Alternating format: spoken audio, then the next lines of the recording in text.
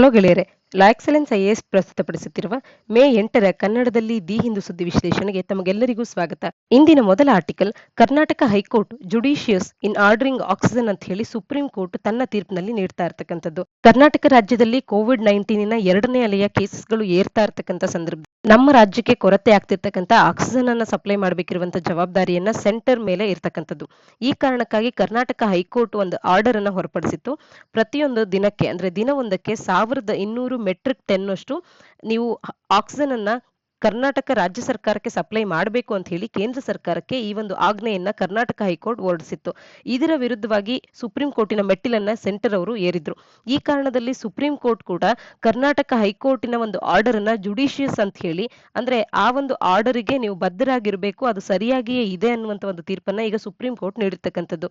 ಇಷ್ಟರ ಮಟ್ಟಿಗಿನ ಆಕ್ಸಿಜನ್ ಅನ್ನುವಂಥದ್ದು ಕರ್ನಾಟಕಕ್ಕೆ ಅವಶ್ಯಕತೆ ಇರೋದ್ರಿಂದಾಗಿ ಇದನ್ನ ಸೆಂಟರ್ನವರು ಪೂರೈಸಲೇಬೇಕು ಅಂತ ಹೇಳಿ ಈಗ ಸುಪ್ರೀಂ ಕೋರ್ಟ್ ಒಂದು ಆರ್ಡರ್ ಅನ್ನ ನೀಡಿರ್ತಕ್ಕಂಥದ್ದು.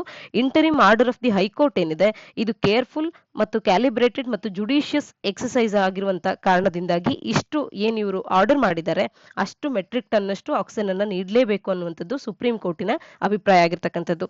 ಇಲ್ಲಿ ಹೈಕೋರ್ಟ್ ಆರ್ಡರ್ ಅನ್ನುವಂಥದ್ದು ಎಕ್ಸ್ಟ್ರಾರ್ಡಿನರಿ ವೆಲ್ ಕ್ಯಾಲಿಬ್ರೇಟ್ ಆಗಿರ್ತಕ್ಕಂಥ ಒಂದು ಅಪ್ರೋಚ್ ಆಗಿದೆ.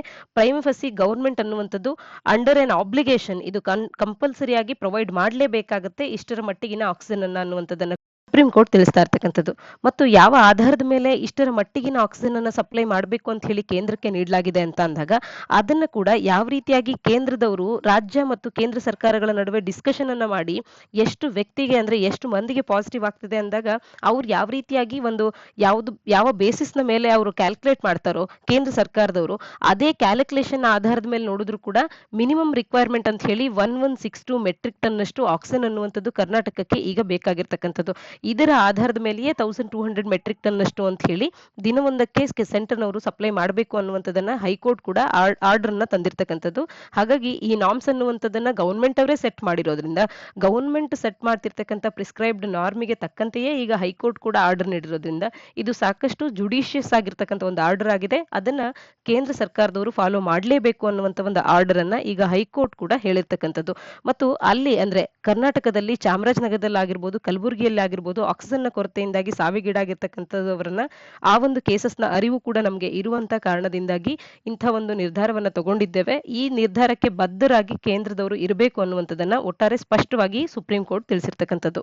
ಡೆಲ್ಲಿಯಲ್ಲೂ ಕೂಡ ಇದೇ ರೀತಿಯಾಗಿ 700 ಮೆಟ್ರಿಕ್ ಟನ್ ಅಷ್ಟು ಆಕ್ಸಿಜನ್ ಅನ್ನ ದಿನವೊಂದಕ್ಕೆ ಸಪ್ಲೈ ಮಾಡಬೇಕು ಅಂತ ಹೇಳಿ ಡೆಲ್ಲಿಯ ಹೈಕೋರ್ಟ್ ಆರ್ಡರ್ ನ ಮಾಡಿರ್ತಕ್ಕಂಥದ್ದು. ಅದನ್ನ ಪಾಲಿಸ್ತಾ ಇಲ್ಲ ಅಂತ ಹೇಳಿ ಅದನ್ನ ಪಾಲಿಸಲೇಬೇಕು ಕಡಾಖಂಡಿತವಾಗಿ ಅಂತ ಹೇಳಿ ಖಾರವಾಗಿಯೇ ಡೆಲ್ಲಿ ಹೈಕೋರ್ಟ್ ಮತ್ತು ಸುಪ್ರೀಂ ಕೋರ್ಟ್ ಕೂಡ ತಿಳಿಸಿರ್ತಕ್ಕಂಥದ್ದು ಕೇಂದ್ರ ಸರ್ಕಾರಕ್ಕೆ. ಈಗ ಇದೇ ರೀತಿಯಾಗಿ ಎಲ್ಲ ರಾಜ್ಯಗಳು ಎಷ್ಟು ಮೆಟ್ರಿಕ್ ಟನ್ ಅಷ್ಟು ಆಕ್ಸಿಜನ್ ಅನ್ನ ಸಪ್ಲೈ ಮಾಡಬೇಕು ಅಂತ ಹೇಳಿ ಇದೇ ರೀತಿಯ ಆರ್ಡರ್ಸ್ ಗಳನ್ನ ಎಲ್ಲ ರಾಜ್ಯದ ಹೈಕೋರ್ಟ್ಸ್ ಗಳು ನೀಡ್ತಾ ಹೋದ್ರೆ ಅದು ಎಲ್ಲಿಗೆ ಬಂದು ನಿಲ್ಲುತ್ತೆ ಅಂತ ಹೇಳಿ ಈಗ ಸುಪ್ರೀಂ ಕೋರ್ಟೇ ಒಂದು ಪ್ರಶ್ನೆಯನ್ನ ಮಾಡಿರ್ತಕ್ಕಂಥದ್ದು.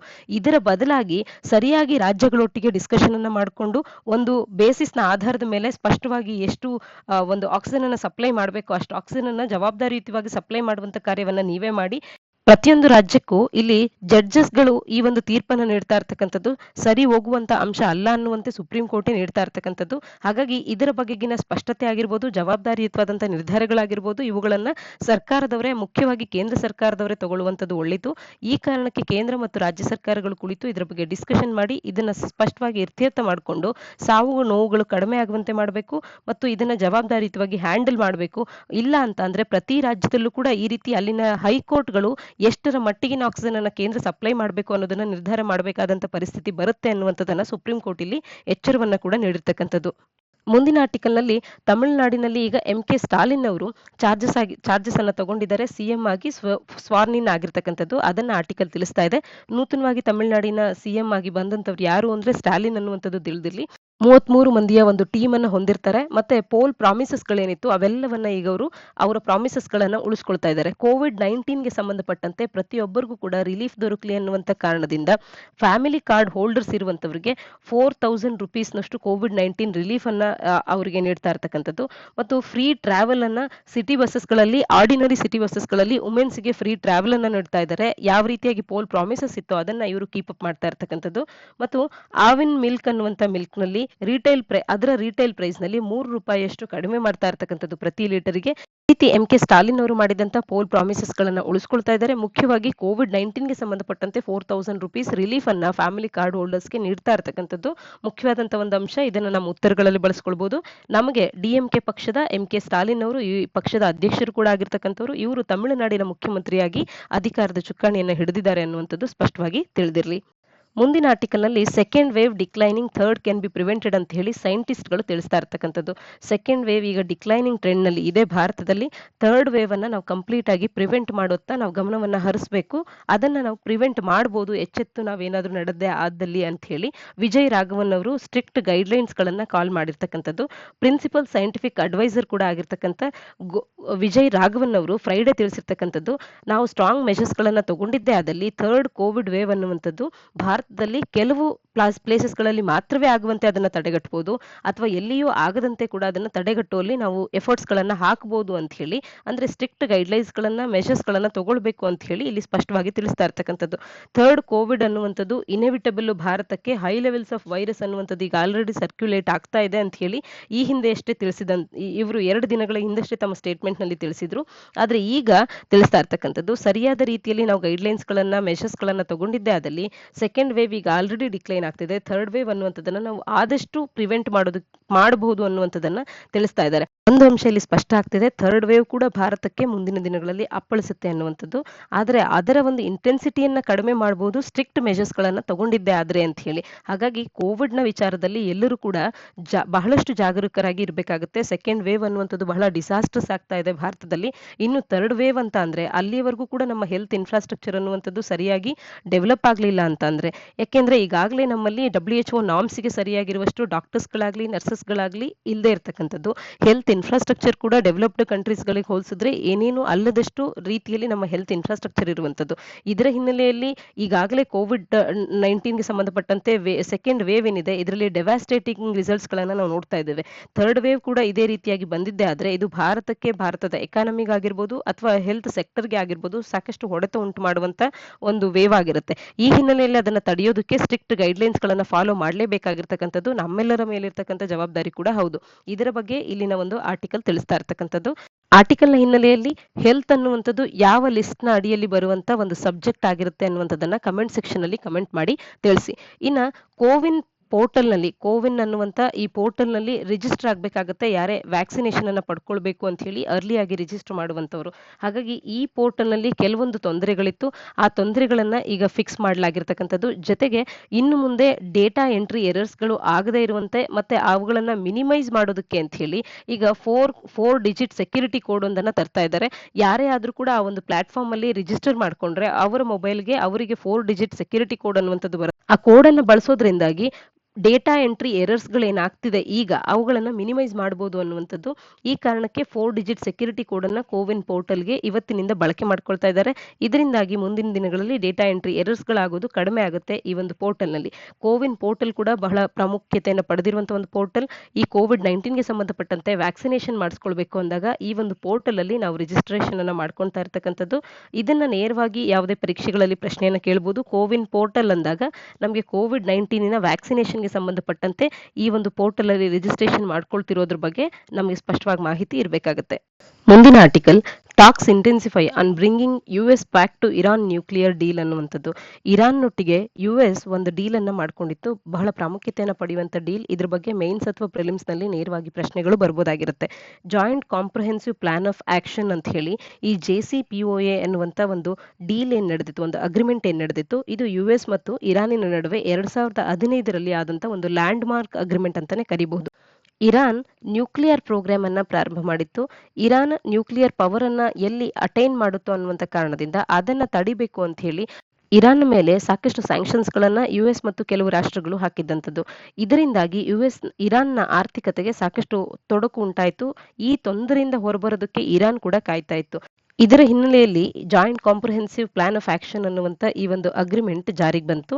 ಈ ಅಗ್ರಿಮೆಂಟ್ ನಿಂದಾಗಿ US ಅನ್ನುವಂಥದ್ದು ಇರಾನ್ ಮೇಲಿರುವಂತಹ ಎಲ್ಲ ಸ್ಯಾಂಕ್ಷನ್ಸ್ ಗಳನ್ನ ತೆಗೆದು ಹಾಕುವಂತ ಒಂದು ನಿರ್ಧಾರವನ್ನ ಮಾಡ್ಕೊಳ್ಳುತ್ತೆ ಒಂದು ವೇಳೆ ಈ ಅಗ್ರಿಮೆಂಟ್ಗೆ ಸಹಿ ಹಾಕಿದ್ದೇ ಆದಲ್ಲಿ. 2013ರಿಂದ 15ರವರೆಗೆ ಪ್ರೊಲಾಂಗ್ಡ್ ನೆಗೋಷಿಯೇಷನ್ಸ್ ಗಳನ್ನ ಮಾಡೋದ್ರ ಮುಖಾಂತರವಾಗಿ ಈ ಒಂದು joint comprehensive plan of action ಅನ್ನುವಂತ ಒಂದು ಅಗ್ರಿಮೆಂಟ್ಗೆ ಎರಡೂ ರಾಷ್ಟ್ರಗಳು ಸಹಿ ಹಾಕುತ್ತೆ. ಈ ಒಂದು ಅಗ್ರಿಮೆಂಟ್ ನ ವಿಚಾರದಲ್ಲಿ P5 ಕಂಟ್ರೀಸ್ ಗಳಾಗಿರ್ಬೋದು ಪ್ಲಸ್ EU ಆಗಿರ್ಬೋದು ಇವುಗಳು ಕೂಡ ಇನ್ವಾಲ್ವ್ ಆಗಿರುತ್ತೆ. ಈ ಒಂದು ಡೀಲ್ ನ ಅಡಿಯಲ್ಲಿ ತೆಹರಾನ್ ಅನ್ನುವಂಥದ್ದು ಸಿಗ್ನಿಫಿಕೆಂಟ್ಲಿ ಇದರ ಒಂದು ಸ್ಟೋರ್ಸ್ ಏನಿದೆ ಸೆಂಟ್ರಿಫ್ಯೂಗಲ್ಸ್ ಗಳ ವಿಚಾರದಲ್ಲಾಗಿರ್ಬೋದು ಅಥವಾ ಯುರೇನಿಯಂ ಎನ್ರಿಚ್ ಮಾಡುವಂತದ್ದಾಗಿರ್ಬೋದು ಹೆವಿ ವಾಟರ್ಸ್ ಗಳ ವಿಚಾರದಲ್ಲಿ ಆಲ್ ಕೀ ಕಾಂಪೊನೆಂಟ್ಸ್ ಏನು ನ್ಯೂಕ್ಲಿಯರ್ ವೆಪನ್ಸ್ ಬರುತ್ತೆ ಇವೆಲ್ಲವುಗಳ ಸ್ಟೋರೇಜ್ ಅನ್ನ ಕಟ್ ಶಾರ್ಟ್ ಮಾಡುವಂಥದ್ದು ಇದನ್ನ ಸ್ಪಷ್ಟವಾಗಿ ಇರಾನ್ ಒಪ್ಕೊಳ್ಳುತ್ತೆ. ಈ ಇರಾನ್ ಇದನ್ನ ಕಟ್ ಶಾರ್ಟ್ ಮಾಡೋದ್ರಿಂದಾಗಿ US ಇರಾನ್ ಮೇಲೆ ಹಾಕುವಂತ ಈ ಸ್ಯಾಂಕ್ಷನ್ಸ್ ಗಳನ್ನ ತೆಗೆದು ಹಾಕುವಂಥದ್ದು ಈ ಒಂದು ಡೀಲ್ ಅನ್ನ ಈ joint comprehensive plan of action ಅಲ್ಲಿ ಇವರು ಮಾಡ್ಕೊಂಡಿರ್ತಾರೆ. ಆದ್ರೆ ಇದರ ನಂತರದಲ್ಲಿ ಈ ಒಂದು ಡೀಲ್ ನಲ್ಲಿರ್ತಕ್ಕಂಥ ಕೆಲವು ಅಂಶಗಳನ್ನ ರೀನೆಗೋಷಿಯೇಟ್ ಮಾಡುವಂತ ಅವಶ್ಯಕತೆ ಇದೆ ಅನ್ನುವಂತ ಒಂದು ನೆಪವನ್ನ ಅಥವಾ ಕಾರಣವನ್ನು ನೀಡಿ 2018ರಲ್ಲಿ US ಪ್ರೆಸಿಡೆಂಟ್ ಆಗಿದ್ದಂತ ಡೊನಾಲ್ಡ್ ಟ್ರಂಪ್ ಅವರು ಈ ಒಂದು ಪ್ಯಾಕ್ಟ್ ನಿಂದ ಹೊರಬರ್ತಾರೆ. ಈ ಡೀಲ್ ಅನ್ನುವಂಥದ್ದಕ್ಕೆ ರೀನೆಗೋಷಿಯೇಷನ್ ಅವಶ್ಯಕತೆ ಇದೆ ಅನ್ನುವಂಥದ್ದು ಮತ್ತು ಆ ರೀನೆಗೋಷಿಯೇಷನ್ ಆಗದ ಕಾರಣದಿಂದಾಗಿ ಈ ಡೀಲ್ ನಿಂದಲೇ US ಅನ್ನುವಂಥದ್ದು ವಾಪಸ್ ಆಗುವಂಥದ್ದು.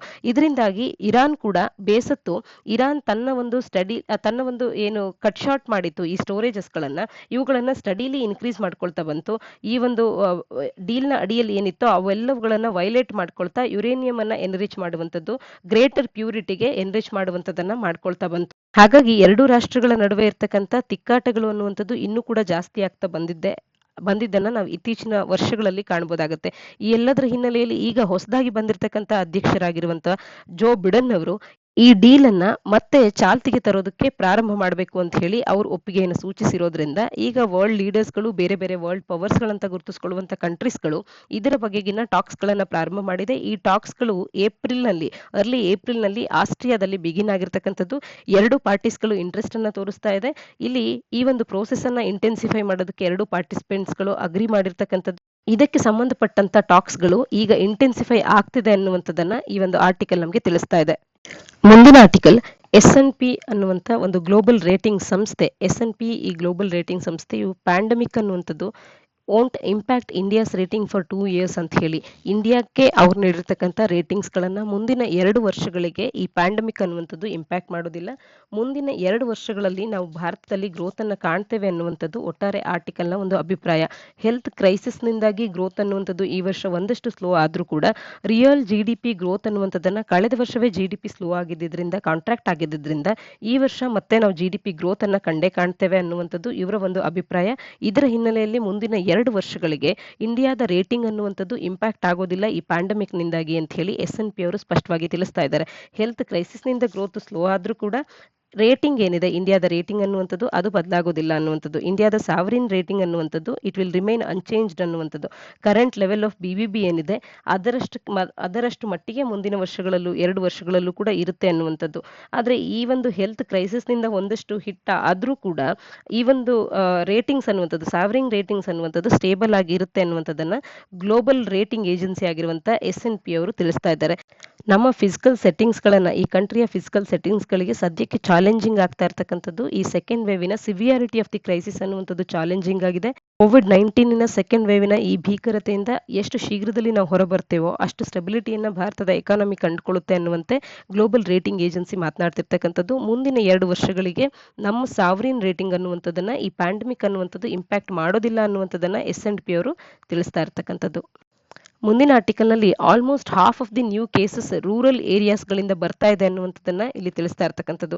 SBI ನ ರಿಸರ್ಚರ್ಸ್ ಗಳು ಹೇಳ್ತಾ ಇದ್ದಾರೆ ಎಕನಾಮಿಕ್ ಆಕ್ಟಿವಿಟಿ ಅನ್ನುವಂಥದ್ದು ಕೂಡ ಸಿವಿಯರ್ ಹಿಟ್ ಆಗ್ತದೆ. ಯಾಕೆಂದ್ರೆ COVID-19 ಇನ್ಫೆಕ್ಷನ್ಸ್ ಗಳು ವೈಡನ್ ಆಗ್ತಾ ಇರ್ತಕ್ಕಂಥದ್ದು. ದಿನವೊಂದಕ್ಕೆ 4 ಲಕ್ಷಕ್ಕೂ ಹೆಚ್ಚು ಕೇಸಸ್ ಗಳನ್ನ ಕಳೆದ ವಾರದಿಂದಲೂ ಕೂಡ ನಾವು ನೋಡ್ತಾ ಇದ್ದೇವೆ.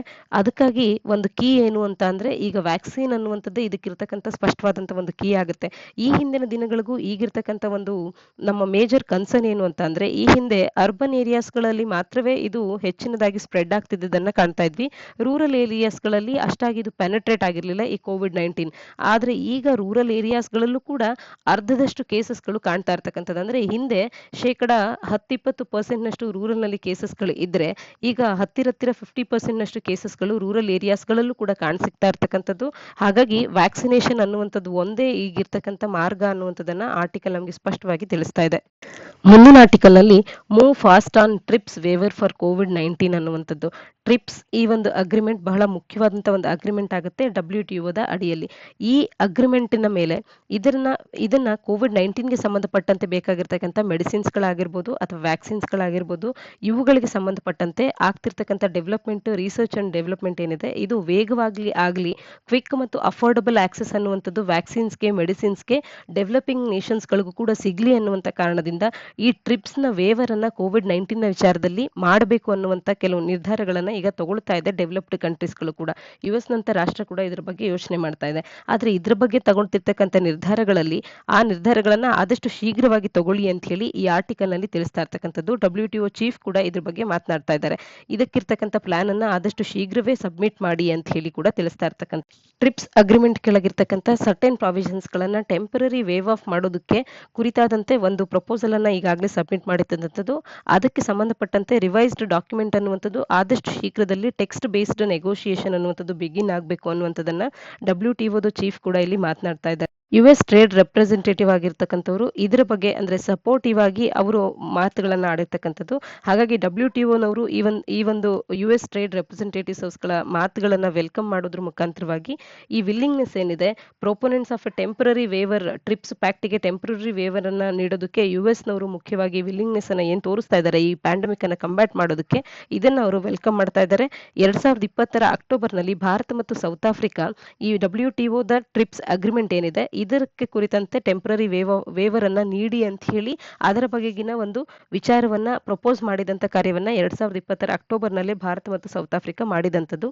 ಅದರ ಹಿನ್ನೆಲೆಯಲ್ಲಿ ಈಗ ಅದನ್ನ ಒಂದು ವೇಳೆ ಜಾರಿಗೆ ತರೋದೇ ಆದ್ರೆ ಆದಷ್ಟು ಶೀಘ್ರದಲ್ಲಿ ಅವುಗಳನ್ನ ಮಾಡಬೇಕು. ಇದರಿಂದಾಗಿ ಪ್ರಿವೆನ್ಷನ್ ಆಗಿರ್ಬೋದು, ಕಂಟೈನ್ಮೆಂಟ್ ಆಗಿರ್ಬೋದು, ಇವೆಲ್ಲವಕ್ಕೂ ಕೂಡ ಒಂದು ಸೂಕ್ತ ದಾರಿಯನ್ನ ಹುಡುಕಿದಾಗ ಆಗುತ್ತೆ ಅನ್ನುವಂಥದ್ದು ಈ ಆರ್ಟಿಕಲ್ ನಲ್ಲಿನ ಅಭಿಪ್ರಾಯ ಆಗಿರ್ತಕ್ಕಂಥದ್ದು. ಈ ರಿಲ್ಯಾಕ್ಸೇಷನ್ಸ್ ಅನ್ನುವಂಥದ್ದು quick and affordable access to vaccines ಆಗಿರ್ಬೋದು, ಮೆಡಿಸಿನ್ಸ್ ಆಗಿರ್ಬೋದು, ಡೆವಲಪಿಂಗ್ ಕಂಟ್ರೀಸ್ಗಳಿಗೆ ತಂದು ಕೊಡೋದ್ರಲ್ಲಿ ಬಹುಮುಖ್ಯವಾದಂತಹ ಒಂದು ಪಾತ್ರ ವಹಿಸುತ್ತೆ ಅನ್ನುವಂಥದ್ದು ಆರ್ಟಿಕಲ್ನ ಅಭಿಪ್ರಾಯ. ಆರ್ಟಿಕಲ್ನ ಹಿನ್ನೆಲೆಯಲ್ಲಿ WTO ಸಂಸ್ಥೆ ಯಾವಾಗ ಸ್ಥಾಪನೆ ಆಯಿತು ಅನ್ನುವಂಥದ್ದನ್ನ ಕಮೆಂಟ್ ಸೆಕ್ಷನ್ ಅಲ್ಲಿ ಕಮೆಂಟ್ ಮಾಡಿ ತಿಳಿಸಿ. ಇದಿಷ್ಟು ಇಂದಿನ ಸುದ್ದಿ ವಿಶ್ಲೇಷಣೆಯಾಗಿದೆ. ನಾಳಿನ ಸುದ್ದಿ ವಿಶ್ಲೇಷಣೆಯೊಂದಿಗೆ ಮತ್ತೆ ಸಿಗೋಣ. ಧನ್ಯವಾದ.